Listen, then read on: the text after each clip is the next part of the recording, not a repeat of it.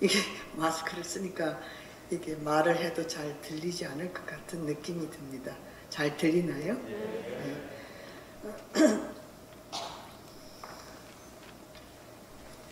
여러분 이렇게 만나 뵙게 돼서 정말 반갑습니다. 새해 복 많이 받으세요. 제가 목소리가 어떻게 알아들을 수 있을 만큼 크기가 괜찮습니까? 저는 그렇게 생각합니다. 우리 마 목사님 제 남편이 주 강사고 저는 보조 강사라고 생각이 듭니다. 사실 그렇죠. 그러나 성령께서 역사하시면은 우리 모두가 보조 강사를 통해서 큰 은혜를 하나님이 주실 줄 믿습니다. 마가복음 11장 24절 우리 목사님께서 읽어주셨는데 제가 한번 다시 읽겠습니다. 그러므로 내가 너희에게 말하노니 무엇이든지 기도하고 구하는 것은 받은 줄로 믿어라. 그리하면 너희에게 그대로 되리라. 한번 기도하겠습니다. 사랑의 아버지 하나님, 오늘 이 시간 저희들이 주의 전에 나왔습니다. 주님 만나기를 원하고 주님의 음성을 듣기 원하고 말씀을 통해서 은혜 받기를 원하는 심정으로 저희들이 나왔습니다. 주님, 우리를 만나 주시옵소서. 이 자리에 함께하여 주시옵소서. 말씀을 통해서 은혜를 내려 주시기만을 간절히 바랍니다. 예수님의 이름으로 기도합니다. 아멘. 우리는 흔히 이런 말을 합니다. 기도는 영혼의 호흡이다. 이런 표현을 하죠. 그러면 우리가 지금 육신이 호흡을 하지 않으면 죽어요. 그렇죠? 우리가 살아있는 동안 호흡을 해야 합니다. 바꿔 말하면 영혼이 기도를 하지 않으면 죽는다는 거예요. 영혼이 살아있기 위해서는 기도를 해야 한다. 그렇게 우리가 볼 수가 있습니다. 참 이건 분명히 맞는 말인데 또 한편으로는 좀 무서운 말이에요. 기도를 반드시 해야 된다. 우리 영혼이 살아있기 위해서. 여러분 모두는 기도를 많이 하시는 목사님, 사모님, 그리고 또 집사님, 장로님이신 줄 압니다. 여기에서 받은 줄로 믿어라. 이게 핵심입니다.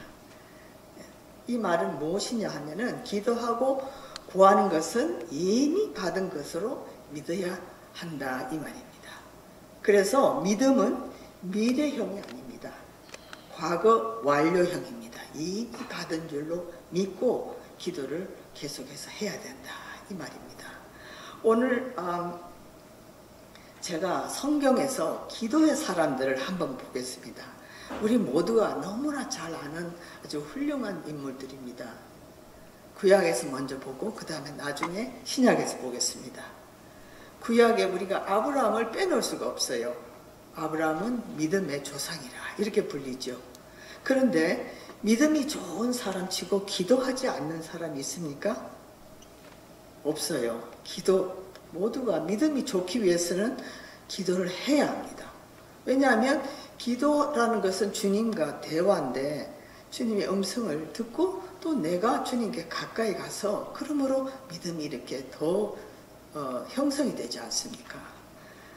그래서 아브라함의 믿음은 기도가 포함된 믿음이에요. 그리고 아브라함의 기도는 하나님과 친밀한 대화 가운데 발견할 수 있습니다.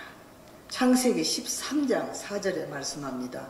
아브라함은 베델에서 여호와의 이름을 불렀으니. 그리고 창세기 17장 1절에서 5절에 말합니다. 아브라함의 이름이 부여될 때에 그는 하나님 앞에 엎드러졌다. 이렇게 말씀합니다. 그리고 창세기 18장 22절 그리고 33절까지 이렇게 기록되어 있습니다. 특히 소돔 성의 멸망 직전의 중보 기도는 간절히 하나님과 대화하는 것이었다. 이렇게 표현합니다. 이러한 아브라함의 간절한 중보기도는 곧 그가 기도의 사람임을 증거하고 있습니다. 다음에 우리가 야곱을 보겠습니다. 창세기 28장 16절에서 22절에 야곱이 베델 광야에서 간절히 기도한 모습이 담겨져 있습니다. 그는 형 에세의 미움을 받고 쫓겨다니는 처량한 신세가 되었어요. 야복강 나루토에서 드린 간절한 기도로 그의 생애는 완전히 새롭게 변화가 되었습니다. 야곱은 홀로 남아 밤새도록 기도하다가 이스라엘이라는 놀라운 이름을 얻게 되었습니다. 창세기 32장 22절에서 28절에 기록되어 있습니다. 이스라엘이라는 나라가 그 이름이 여기서부터 시작됐다는 사실 여러분 다 아시죠? 우리는 보통 야곱에 대해서 생각하면 좀 부정적입니다. 거짓말한 자. 근데 사실 야곱이 거짓말을 하진 않았고 야곱의 엄마가 거짓말을 하라고 했지요. 그러니까 야곱은 마마보이 같았어요. 그리고 야곱의 아버지 아버지는 에스를 좋아했고 엄마는 또 야곱을 좋아했던 것 같습니다. 좀 그래서 좀 묘한 그 분위기가 그 가정에 있었던 것 같은데, 다음에 또 보겠습니다. 그는 기도로 승리하였고 자신의 육적 자아는 철저히 부서지고 하나님의 능력과 사랑을 소유한 믿음의 도구가 되었습니다. 호세아 선지자는 야곱에 대해서 이렇게 증가하고 있습니다. 호세아 12장 3절에서 4절에 작년에 하나님과 힘을 겨루되 천사와 힘을 겨루어 이기고 울며 그에게 간구하였으며 하나님은 베델에서 저를 만나셨고 거기에서 말씀하셨나니 이렇게 기록되어 있습니다. 여러분, 하나님을 만나기 원하십니까? 나는 이미 만났기 때문에 만날 필요가 없어, 그렇게 생각하시는 분도 계시겠지만 하나님은 매일같이 우리를 기다리고 있고 우리는 하나님을 만나야 합니다. 왜냐하면 하나님은 우리의 아버지시고 우리는 그분의 자녀이기 때문입니다. 여러분, 그래서 매일같이 하나님을 만나시기 원합니다. 인간이 하나님을 만날 수 있는 길은 예수 그리스도의 십자가, 은총과 기도 외에는 달리 없습니다. 기도를 통해서만 자신을 변화시킬 수 있으며 기도를 통해서만 문제를 해결할 수 있습니다. 기도를 통해서만 갈라진 원수를 변화시킬 수가 있고 지속적인 기도를 통해서만 하나님의 역사를 지속적으로 체험할 수가 있습니다. 기도의 힘이 얼마나 큰가 우리는 다시 알 수가 있습니다. 다음엔 모세를 보겠습니다. 모세는 십계명을 받은 사람이기에 앞서 기도하는 사람이었습니다. 하나님과 대화하는 생활이 끊이지 않았던 자이지요.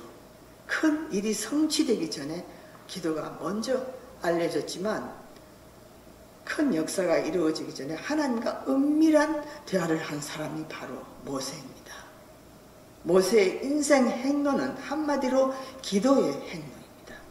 그의 지팡이가 애국과 전 이스라엘에 널리 알려졌지만 실상은 그 지팡이보다 기도가 더 유명했지요. 그의 이름이 유명하기 전에 그의 기도가 더 알려졌습니다.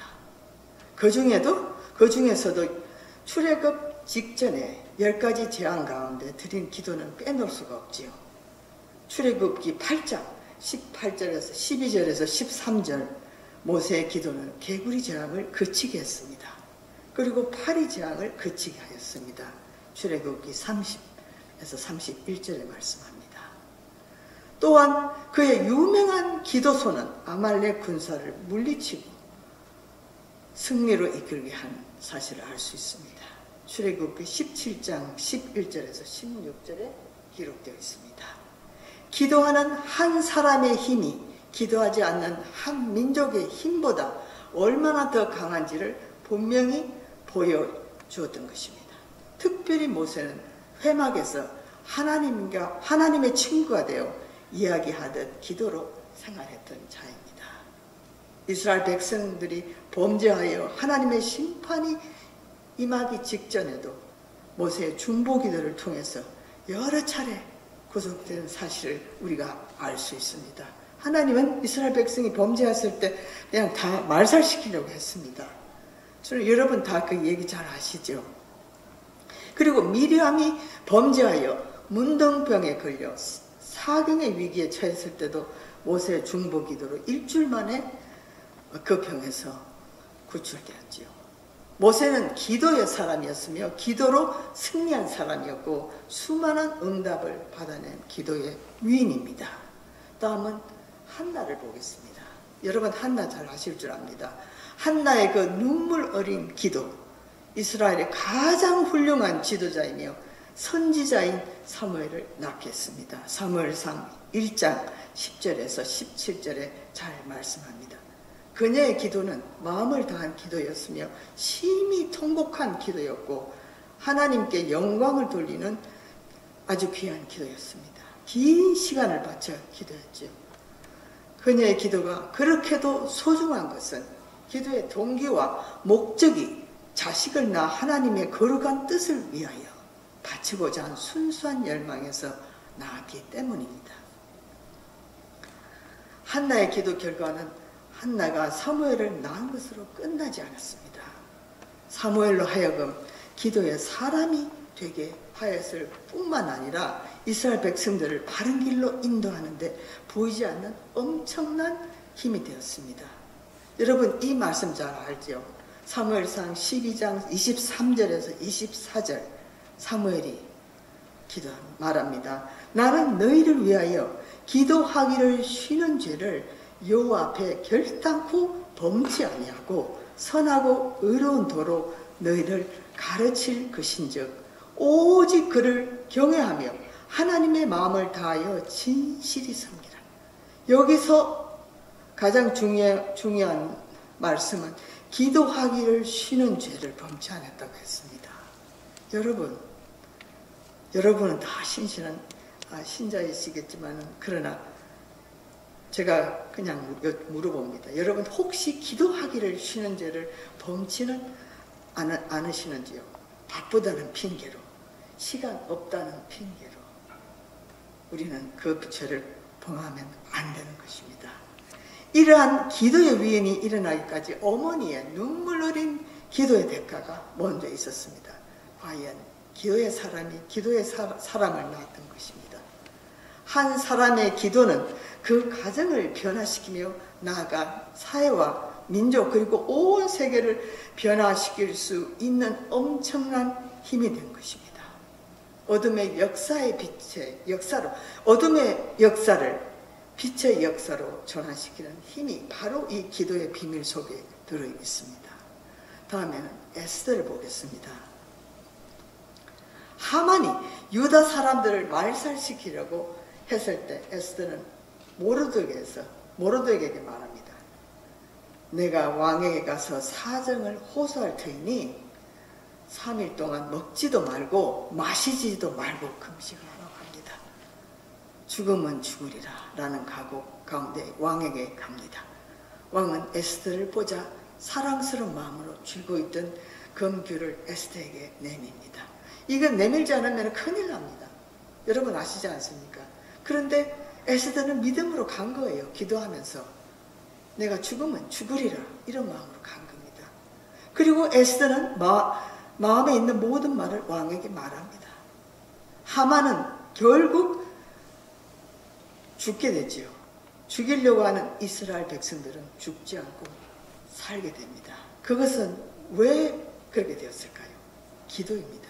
금식하며 기도했기 때문에 그렇습니다. 기도는 죽은 자를 살리게 하는 힘이 있는 것을 여러분 볼 수 있습니다. 아멘. 다음에는 다니엘을 보겠습니다. 다니엘의 기도를 특별히 볼 필요가 있어요. 다니엘서 6장 10절에 이렇게 말합니다. 다니엘이 이 조서에 어인이 찍힌 것을 알고도 자기 집에 돌아가서는 그 방에 그 방이 예루살렘으로 향하여 열린 창에서 전에 행하던 대로 하루 3번씩 무릎을 꿇고 기도하며 하나님께 감사하였더라. 이 말씀은 다니엘이 환난 때만 아니라 평소에도 기도해온 사람임을 증거하는 구절입니다. 이 기도는 하루 3번씩 무릎을 꿇고 하늘에 하나님께 드리는 간절한 기도였죠. 그 기도가 환경의 변화에 따라 멈추는 일이 없었고 생명까지 위협받는 위태로운 순간에도 멈추는 일이 없었습니다. 그는 하나님 앞에서 기도하지 않고는 하루도 살 수 없는 기도의 사람이었습니다. 다니엘의 기도 결과 여러분 너무나 잘 알지 않습니까? 그 기도는 뭡니까? 다니엘이 기도했을 때 하나님께 사자의 입을 막으셨어요. 입을 막고 하나님의 놀라운 구원의 역사를 체험하게 한 기도였습니다. 사람의 위협에서 하나님의 구원의 손길을 바라보게 한 능력이 되었지요. 그의 기도는 위기를 벗어나게 하는 가장 큰 방어벽이 되었고 또한 그로 하여금 더욱 존경받는 지도자로 부상하게 되었습니다. 나아가 역사대대로 오고 가는 후대 그리스도인에게도 기도의 모델이 되어 수많은 환난을 능히 이기게 하는 힘과 거울이 되었습니다. 정말 놀랍습니다. 저는 이 다니엘서를 읽으면서 정말 감동을 많이 받았습니다. 다니엘이라는 사람은 조금이라도 굽힘이 없었습니다. 그저 정도로 향하여 걸어갔던 그런 사람이었어요. 두려움이 없었습니다. 그 믿음, 기도 철저하게 지켰어요. 하나님이 나와 함께하는데 무엇이 두려울까? 하나님이 내 생명을 지키는데 내가 누구를 두려워하랴? 이런 마음이었습니다. 여러분, 구약에는 더 많은 그 기도의 사람이 있습니다. 시간 관계로 제가 신약으로 잠깐 넘어가서 여러분과 나누고자 합니다. 마가복음 9장 29절에 예수님이 그 귀신 들린 아이를 고쳤습니다. 말을 못하는 귀신이 들렸습니다. 그랬을 때에 제자들이 말합니다. 왜 우리는 귀신을 쫓아내지 못합니까? 그렇게 물었어요. 그랬을 때 주님께서 대답하시기를 이런 일은 기도로 쫓아내지 않고는 어떤 수로도 쫓아낼 수가 없다 그랬습니다. 마가복음 14장 37절에 기록되어 있습니다. 예수님이 기도하신 후 제자들에게 돌아와 보니 저들이 자고 있었다고 했습니다. 주님께서 베드로에게 말씀합니다. 시몬아, 자고 있느냐? 1시간도 깨어 기도할 수가 없었더냐? 그리고 떠나가서 기도하신 후 다시 와보니 역시 자고 있었습니다. 아무리 하라고 해도 자고만 있는, 그리고 3번째 역시 자고 있었습니다. 그때 말씀하시기를 자거라, 기도하라고 더 강요하지 않았습니다. 아무리 기도하라고 해도 자고만 있는 제자들에게 아예 자라고 했지요. 참으로 안타까운 사실을 볼 수 있습니다. 기도의 사람, 이렇게 신약에서 기도의 사람 하면은 사도 바울을 빼놓을 수가 없습니다. 사도 바울은 그 유대인 가정 출신으로 힐랍적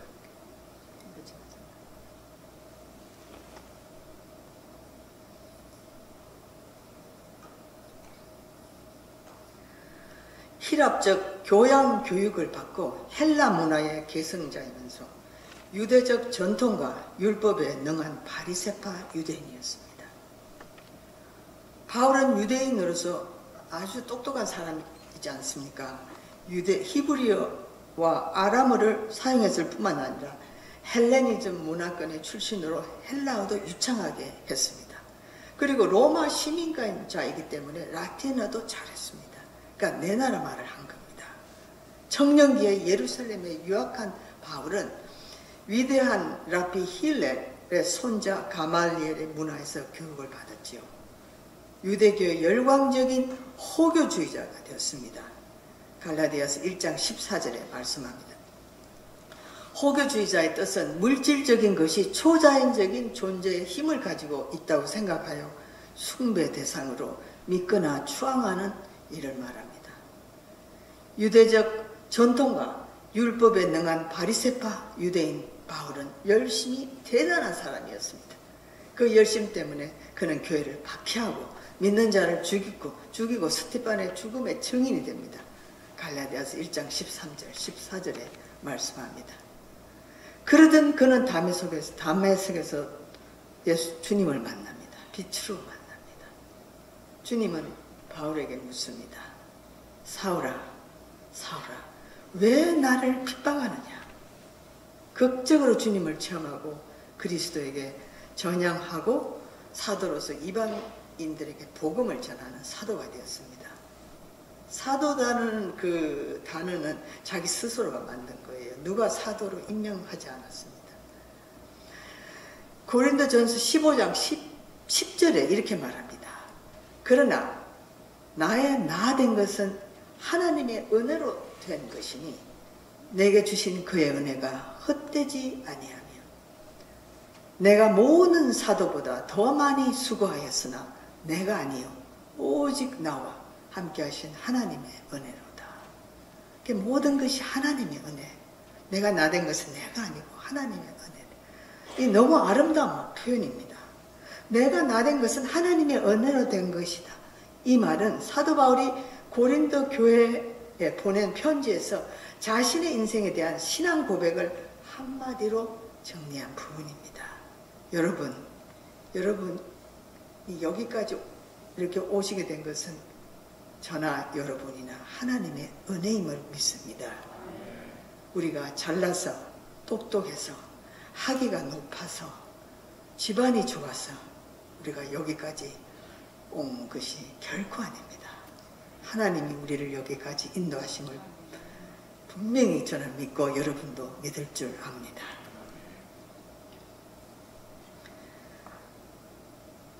사도 바울은 참 어려움을 많이 겪었습니다. 그 굶주림도 있었고, 그 다음 동족에게 매맞음도 있었고, 핍박도 있었고, 감옥에 갇히고, 복음을 위해서 그렇게 어려움을 많이 당했는데, 어떻게 그 어려움을 다 견뎠을까요? 저는 기도라고 봅니다.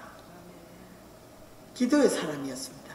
데살로니가 5장 16절에서 18절에 이렇게 사도 바울은 말합니다. 항상 기뻐하라. 쉬지 말고 기도하라. 범사에 감사하라. 이것은 그리스도 예수 안에서 성도들에게 향한 뜻이다. 이건 무슨 말씀입니까? 이 말씀은 뭐냐면은 내가 시간 있을 때 기도하고 내가 뭐 없으면 기도는 해도 되고 안 해도 되고 이런 뜻이 아닙니다. 하나님께서 자녀들에게 향한 뜻이라고 했습니다. 그래서 반드시 해야만 하는 것이 바로 기도입니다.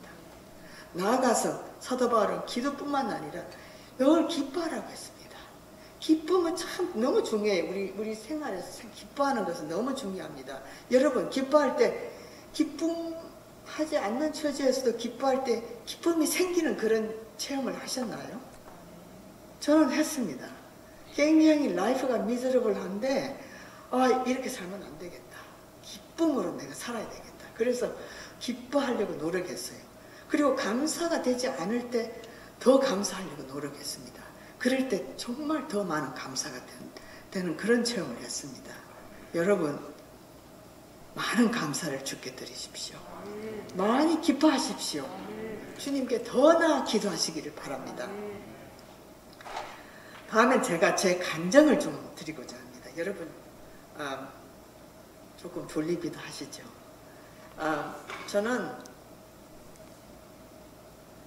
아주 불교 신자 가정에서 태어나서 그리고 불교 신자 가정에서 불교인으로 자라고 성장했습니다. 저희 할머니 그리고 저희 어머니 모두가 그 절기가 되면 절에 가서 불공을 드리고 뭐 1000번 뭐 절을 하고 그렇게 했습니다. 그래서 저는 그 절을 자주 갔습니다. 저는 뭐 절을 하거나 그러지는 않았지만은 그 앞마당에서 놀고 이제 또 거기서 또 밥도 먹고 이러면서 지냈던 그 시간들이 생각납니다. 그런데 저희 할머니는 무당이셨어요. 그 무당 여러분 잘 아시죠? 신을 부르는 그 어떤 능력이 있는 사람들을 가리켜 무당이라고 하지 않습니까? 무당이셨습니다. 할머니는 그 신과 이렇게 접속한다고 하나요? 그렇게 되면은 이제 그 죽은 영과 살아있는 사람과 중간에서 대화를 이렇게 하게 하는 그런 어떤 능력이 있었습니다. 그래서 그 동네에서는 상당히 인기가 많았습니다. 제 할머니가. 왜냐하면 어떤 아주머니께서 돌아가신 남편과 대화를 하기 원하면은 그 둘이 살아있는 사람과 죽은 사람은 대화가 되지 않습니다. 그렇지만은 우리 할머니 같은 무당을 통해서는 충분히 그게 가능하거든요. 그러니까 이제 또 오시라 그래서 아주 저녁에 이제 진수성찬을 차려서 대접을 합니다. 근데 저는 그게 참 좋았어요. 할머니가 저를 굉장히 이뻐하셨습니다. 왜냐하면 제가 장손이었거든요. 그래서 할머니가 어디든지 저를 데리고 다녔어요. 시장이나 가게나 뭐 어디든지. 그리고 이쁜 거를 막 사주시고 맛있는 것도 사주시고 그렇게 하셨습니다. 그래서 이제 무당하는 그 집도 할머니가 저를 데리고 이제 갔는데 맛있게 이제 저녁을 먹은 후에 할머니가 조금 쉬시고 이렇게 그 대나무 가지를 이렇게 큰 대나무 가지를 한 묶음 드시고 그거를 막 뛰시더라고요.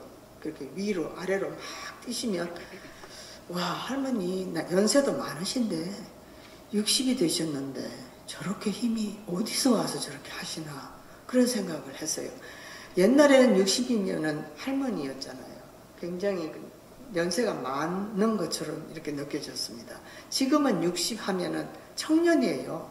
왜냐하면 100세 시대를 살기 때문에 재수가 없으면 또 200살까지 살 수 있지 않습니까? 그런 이제 그 상황이 지금 하나인데. 그러고 있는데 할머니가 이제 한참 그러고 뛰신 후에는 주저앉아서 막 우셔요. 그냥 신이 제 느낌에는 신이 내렸구나. 뭐 신이 왔구나. 이제 그런 어린 아이지만 제가 그때 한 6살 이렇게 됐습니다. 이제 그런 느낌이 이제 왔습니다. 그리고 할머니가 그 아주머니를 데리고 방에 들어갑니다. 둘만 방에 들어가요. 그리고 이제 둘이서 막 얘기를 합니다. 그 저는 밖에서 이제 마루가 옛날에는 이제 이렇게 창문이 창호지로 되어 있었고 밖에 마루가 있지 않았습니까? 저는 거기 앉아서 너무 이제 심심하니까 이제 침으로 그 창호지를 구멍을 내가지고 이렇게 봅니다. 안으로. 도대체 뭘 하는가 너무 궁금하니까. 그래서 이제 보니까 이 아주머니가 할머니에게 무슨 말을 해요. 그러면 할머니가 이 죽은 남편에게 무슨 얘기를 하는 것 같아요. 그러면 남편이 또 할머니에게 무슨 얘기를 하면 할머니가 그 말을 받아서 또 아주머니에게 얘기하는 것 같아요. 참 너무 오묘한 그런 이제 시간들을 둘이서 보내더라고요. 저는 정확하게 이제 잘 알지 못하지만. 그리고 이제 집으로 돌아왔습니다. 그리고 이제 세월이 지나서 할머니가 연세가 드셔서 돌아가셨어요. 제가 마음이 참 아주 외로웠습니다. 그리고 아버지가 사업을 하셨는데 사업에 실패를 하셨어요.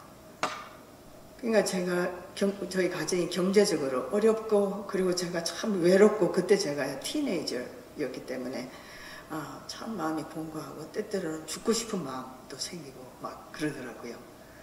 그러고 있는데 그 영어 선생님, 고등학교 영어 선생님이 하루는 아이들을 강당으로 오라고 합니다. 아무 이유도 말하지 않고 그냥 오라고 합니다. 저는 참 궁금했어요. 왜 오라고 하는지. 그래서 갔어요. 갔더니 아무도 얘기하지 않고 이 카세트 테이프를 틀어줍니다.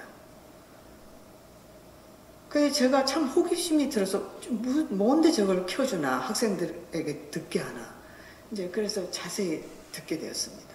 근데 이 영어 선생님이 원래 천주 교인인데, 그러니까 한 주 전에 성결교회에서 부흥 집회가 있었는데 그 집회에 참석하게 되었습니다. 근데 그 오신 강사님이 그 교회 집사님과 같이 온 거예요. 근데 이 여자 집사님이 입신의 은사가 있는 겁니다. 여러분 입신 아시죠? 그 천국을 갈 수 있는 그런 어떤 은사라고 할까요? 그래서 이제 그 듣게 되는데 이 선생님이 녹음을 해서 갖고 온 겁니다. 그분도 너무 그게 신기한 모양이었던 것 같아요. 그래서 이제 듣는데 이 집사님이 이 영혼이 천국을 이제 가는 가고, 그리고 이제 그 교회 어느 의사분이 있었는데 이 집사님의 몸을 다 이렇게 점검을 해봤더니 육신은 완전히 죽었다. 그렇게 이제 그 테이프에 나오더라고요. 카세트 테이프에. 그리고 이 영혼이 이제 천국을 갑니다. 그리고 이제 예수님을 만나요. 예수님을 만나서 막 저런 이야기를 막 하는 것을 제가 들었습니다. 근데 저는 그 당시에 예수님이라는 그 분도 모르고 천국도 모르고 아무것도 모르고, 왜냐하면 기독교인이 아니었었기 때문에. 그런데 제가 가장 그 마음에 와 닿았던 것은 천국에 집이 참 많더라고요. 그 집사님이 물어봅니다. 예수님한테. 예수님, 이 집은 누구 집이에요? 저 집은 누구 집이에요? 저 집은 왜 저렇게 커요? 참 아름답네요. 그러면 누구 집이라고 그냥 물어보면 예수님은 또 대답을 다 하시더라고요. 그래서 제가 그 테이프를 들은 후에 생각을 했습니다. 이 보이는 세상이 다가 아닌가? 왜 다른 세상이 있는가? 왜 저곳에 집이 저렇게 많은지 이제 그런 생각을 하게 되었습니다. 그리고 제가 제 스스로 교회를 갔습니다. 그 누구도 예수 믿어라, 그리고 저를 그냥 교회 가자 이런 사람이 없었어요. 스스로 그 테이프를 듣고 교회를 들어갔습니다. 근데 이 교회가 그 일본 강점기 시대에 지은 교회라 굉장히 오래되었습니다. 교회가 초라하죠. 그리고 이제 이런 의자도 없고 방석만 잔뜩 이렇게 구석에 쌓아놨더라고요. 제가 그래 하나 꺼내가지고 이제 마루에 놓고 제가 이제 무릎을 꿇고 기도를 했습니다. 근데 눈을 감고 기도를 하는데 제 뺨에 눈물이 흐르는 거예요. 참 그것도 너무 신기했습니다. 왜 내가 눈물을 흘릴까? 나중에 저는 깨달았습니다. 성령께서는 교회 안에서만 역사하시는 분이 아니고 교회 밖에서도 역사하시는구나. 그걸 제가 이제 알았죠. 그리고 제가 이제 그러면서 교회를 나가게 되었습니다. 이제 신앙인이 된 거죠. 저의 그 신앙 시작이 바로 그것이었습니다. 교회를 카세트 테이프를 듣고 교회를 이제 간 그것이 이제 제가 믿음의 시작이 되었는데, 수요일, 주일날 다 교회를 참석을 했습니다. 예배를 드리고 새벽에 제가 꼭 교회를 가고 싶은 거예요. 그래서 그 초신자였지만은 새벽 예배를 빠지지 않았습니다. 근데 저희 집과 교회가 상당한 거리였어요. 한 15분, 20분. 그러니까 예배가 5시에 시작하면 최소한 4시 반에는 집을 떠나야 됩니다. 왜냐하면 걸리는 시간이 있으니까. 근데 근데 한국에는 골목길이 참 많지 않습니까? 골목길. 여기는 길이 다 시멘트로 이렇게 쭉쭉 나서 굉장히 좋은데 한국에는 골목길이 참 많아요. 요즘도 참 한 번씩 가보면 많던데 그때는 더 많았던 것 같아요. 저는 그 골목길을 걷고, 그리고 이제 또 가로등이 있는 곳도 있지만 또 없는 곳도 있어요. 그래도 저는 새벽 기도를 한 번도 안 빠지고 다녔습니다. 참 지금 생각하면 지금 새벽 기도 가라 그러면 싫을 텐데 그때는 참 좋았습니다. 그리고 이제 하루는 주일 예배를 드리는데 목사님이 그럽니다. 여기 이웃교회에 부흥성회가 있으니까 가서 은혜를 받으라고 합니다.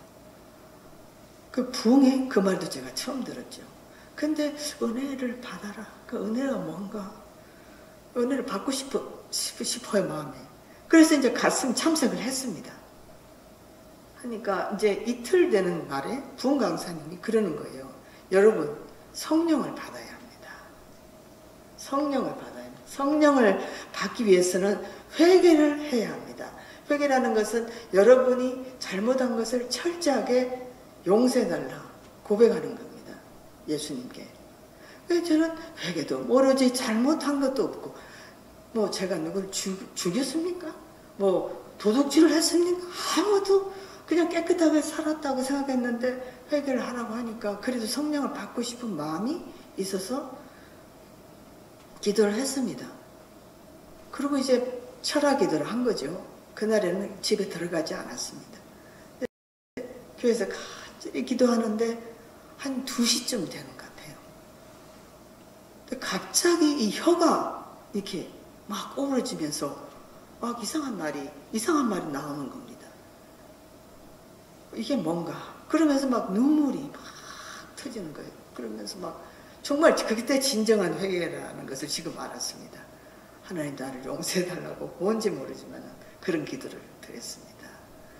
그리고 집에 와보니 저희 아버지가 무척 엄했습니다. 이만한 몽둥이를 들고 저를 기다리고 있습니다. 그 여자가 말도 없이 잤다 이거죠. 나가서. 그리고 저를 뭐라 그러지? 엎드려 뻗쳐 그렇게 하시고 저를 때렸습니다. 한 4대 때린 것 같아요. 큰 몽둥이를. 그리고 그럽니다. 이제는 학교, 집 그 외에는 나갈 수가 없다. 그런 말이에요. 어두워지면 절대 나가지 못한다. 그러시는 겁니다. 그래서 제가 이제 교회도 못 나가게 됐죠. 그런데 제가 책을 한 권 교인에게 빌렸어요. 그 책 여러분 다 아마 아실 겁니다. 또 읽으신 분도 많으실 겁니다. 그 안희숙 여사가 지은 죽으면 죽으리라 입니다. 참 유명한 책이죠. 저는 이제 그 책을 읽으면서 너무 많은 은혜를 받았습니다. 사실 부흥 집회 때 은혜 받은 것보다 더 많은 은혜를 받았어요. 제가 그 책을 읽은 후에 왜냐하면 그 내용이 안희숙 여사가 감옥에서 얼마나 어려움을 많이 겪었습니까? 참 수모도 당하고 핍박도 받고 모진매도 맞고 그러면서도 절대 굽히지 않고 말씀으로 기도로 이기는 겁니다. 그리고 제가 그 책을 다 읽은 후에 교회를 뛰어갔습니다. 교회 뛰어가서 기도를 했습니다. 하나님, 제가 주님을 위해 살기를 원합니다. 주님, 나를 받아 주시옵소서. 그러면서 기도를 해서 울면서 기도했습니다. 제가 태어나서 그렇게 많이 운 적은 처음입니다. 한 3시간 정도 울은 것 같아요. 그렇게 울고 거울을 봤더니 제 얼굴 모습이 달라졌어요. 너무 얼굴이 많이 울어가지고 막 이게 눈이 퉁퉁 부은 겁니다. 그리고 이제 집에 와서 며칠 후에 제가 부모님께 말씀을 드렸습니다. 아무래도 신학을 공부하고 싶은데 신학교를 가야 되겠습니다. 그랬더니 신학교가 무슨 학교냐고 묻습니다. 왜냐하면 저희 부모님은 제가 일반 대학을 가서 공부 마치고 좋은 직장 들어가서 돈 잘 벌고 그리고 제가 장녀니까 또 가정도 좀 돌보고 그러기를 바라신 거죠. 근데 갑자기 알지도 못하는 신학교를 간다고 하니까 가만히 듣고 계시더니 그래 네가 신학교를 가고 싶으면 가거라. 그러나 우리는 조금 더 도와줄 수가 없다. 학비 줄 수 없고 무슨 돈도 줄 수 없다는 거예요. 네가 알아서 다 하라는 거예요. 저는 믿음으로 정말 학교를 들어갔습니다. 아무것도 없었어요. 그 들어가서 그냥 또 아침에 새벽에 가서 기도만 합니다. 주님 앞에 기도를 그렇게 하고 있는데 하루는 제가 나갔던 교회 장로님이 저를 찾아오신 거예요. 저는 그 장로님을 잘 모릅니다, 사실. 그냥 교회 어른이시니까 인사드리고 그 끝이었어요. 근데 갑자기 저를 찾아오신 겁니다. 그래서 저를 다방으로 가자고 했어요. 이제 갈 데가 만나서 얘기를 할 데가 없으니까. 그러니까 여러분 지금은 이제 카페 뭐 이런 말 있지만 그때는 다방이었어요. 차 마시고 또 뭐 커피 마시는 데가. 나가서 장로님이 여러 가지 막 물어보셨어요. 어떻게 신학교를 오게 됐냐? 부모들은 교회를 나가느냐? 그리고 학비는 있느냐? 다 이렇게 물어보셨어요. 제가 다 솔직하게 얘기했죠. 믿음으로 왔다. 그리고 이제 장로님이 가만히 많이 들으시더니 이제 돌아가셨어요. 대화를 마치고 돌아가셨어요. 그리고 한 몇 주 후에 편지가 왔습니다. 그 편지가 무슨 내용이냐면은 네가 공부 끝날 때까지 학비, 기숙사비 내가 다 후원을 하마. 그렇게 하신 겁니다. 정말 할렐루야. 하나님은 좋으신 분이십니다.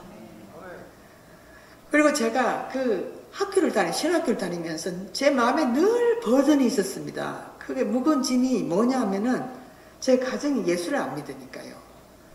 그때 이제 제가 굉장히 긴 얘기라서 제가 조금 줄이고 했는데 아버지가 돌아가셨습니다. 그 기간 동안. 그리고 이제 동생들 저 밑에 넷이가 있습니다. 그리고 어머니 계시고. 그런데 다 구원을 받아야 되는데 어떻게 해야지 되나. 이제 저는 서울에서 공부를 했기 때문에. 그리고 저희 집은 이제 부산이고. 그러니까 정말 또 제가 할 일은 오로지 기도밖에 없었습니다. 또 기도하는 겁니다. 새벽에 가서 또 기도합니다. 하나님 구원해 주세요. 구원해 주세요. 그렇게 기도했는데 정말 제가 맞이고 제 바로 밑에 여동생이 지금 목사 사모입니다. 그리고 남동생이 목사예요. 그리고 영국에서 그 신약으로 PhD를 마치고 지금 신학대학에서 교수로 사역합니다. 그리고 제 여동생 둘이가 또 그 있는 중 가운데 있는데 집사로서도 교회를 섬기고 있습니다. 얼마나 감사한지 모릅니다. 하나님은 참 좋으신 분이시죠. 그리고 하나님은 우리의 기도를 꼭 들어주시는 분이십니다. 여러분 기도할 때 의심하지 마십시오. 믿은 줄로 받은 줄로 믿어라. 그렇게 했습니다. 그리고 제가 아주 짧은 간증을 하나 더 드리겠습니다. 선교.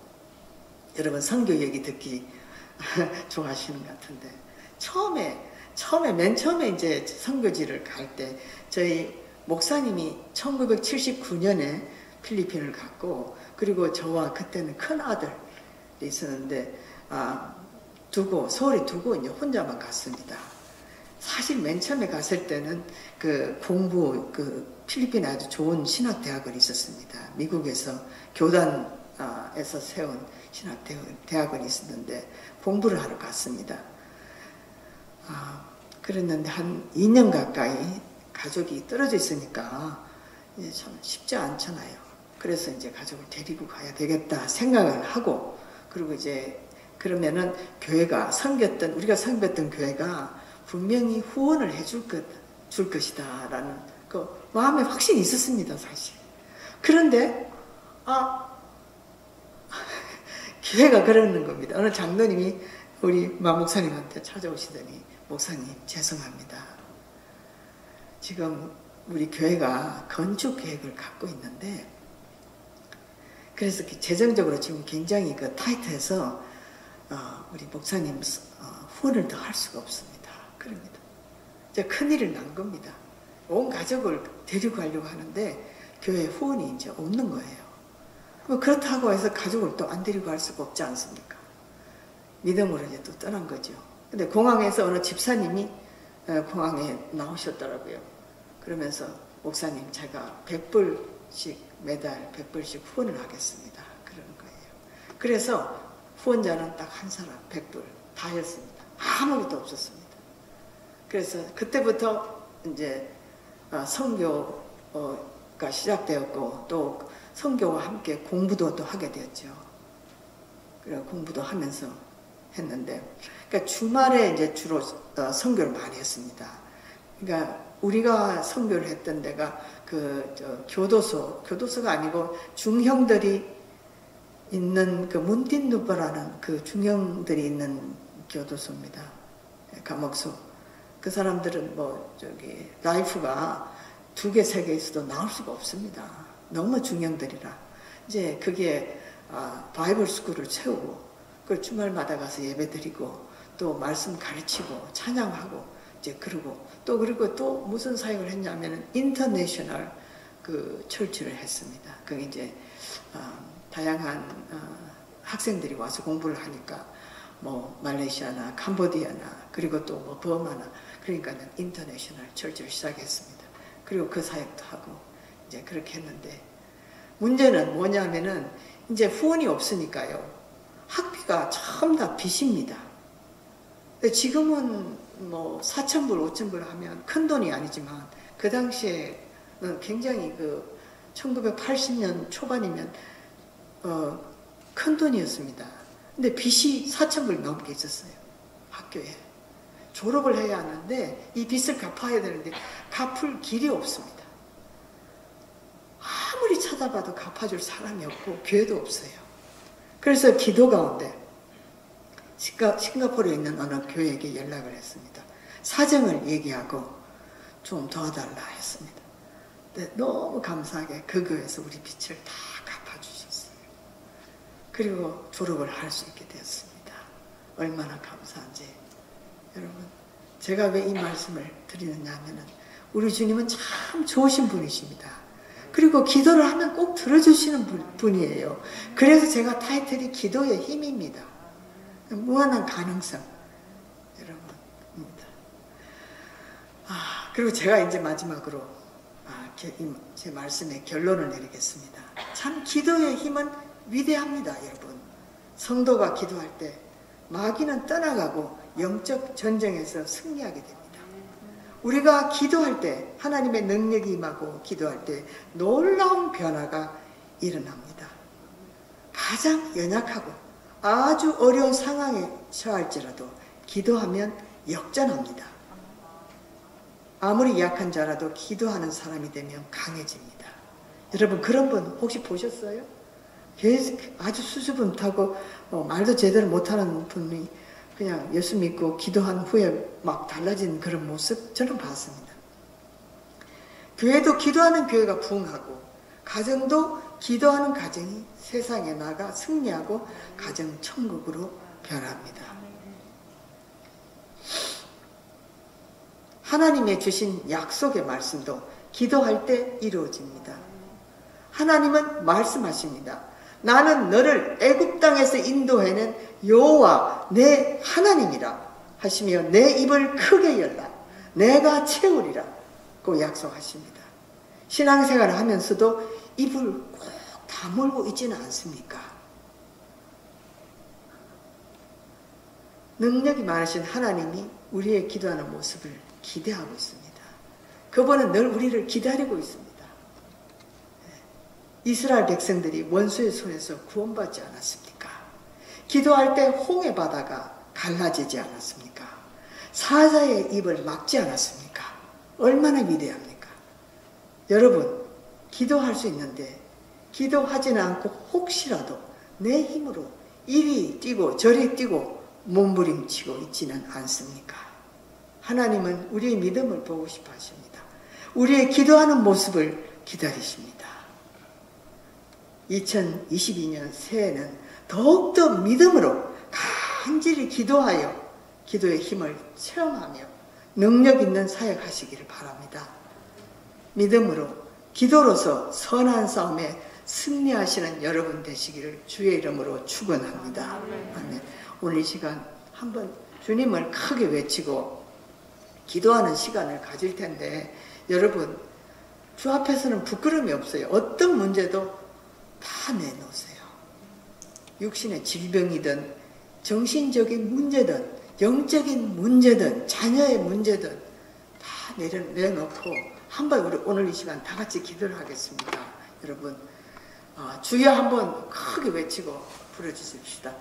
주여 아버지 하나님 오늘 시간에 참으로 하나님 기도하는 힘이 얼마나 큰지 주님 보여주심을 감사합니다. 아버지 하나님이여 저희들이 기도가 하지 않고서는 어떻게 주님 우리가 살아갈 수가 있겠습니까? 사랑의 아버지 하나님 응답하시는 우리 주님이여 저희들이 부르짖고 기도할 때 반드시 우리 주님은 응답하십니다. 하나님 얼마나 감사한지요. 아버지 하나님 오늘 시간에 저희들이 주 앞에 부르짖습니다.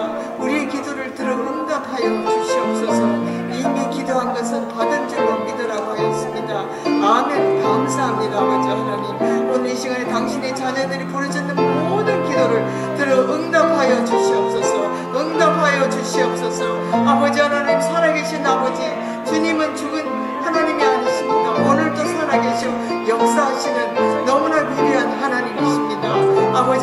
감사합니다. 할렐루야. 우리 주님을 찬양합니다. 주여, 우리와 함께 하신 우리 주님께 감사를 드립니다. 감사를 드립니다.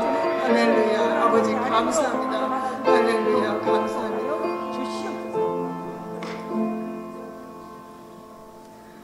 찬양을 하나 하겠습니다. 찬양하라 내 영혼아, 찬양하라 내 영혼아, 내 속에 있는 것들아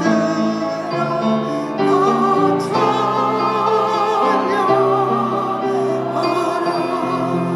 감사하라 감사하라 내 영혼아, 감사하라 내 영혼아, 내 속에 있는 감사하라.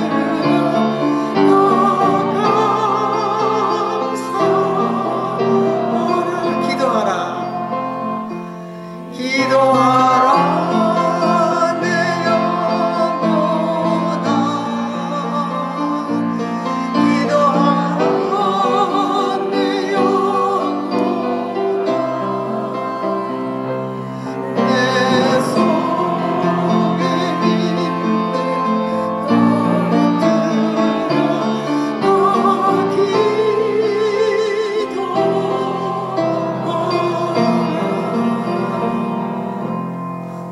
주님 감사합니다. 하나님, 기도가 얼마나 중요한지 다시 한번 저희들을 일깨워 주셔서 감사합니다. 하나님 아버지, 좋으신 하나님, 새해에는 저희들이 주님께 더 가까이 가서 더 많은 기도를 할 수 있게 하여 주소서. 주님을 더 체험하는 저희들 되게 하여 주시옵소서. 정말 어려울 때도 감사하며 기뻐하는 저희들 될 수 있도록 축복하여 주시옵소서. 감사합니다. 예수님의 이름으로 기도합니다. 아멘.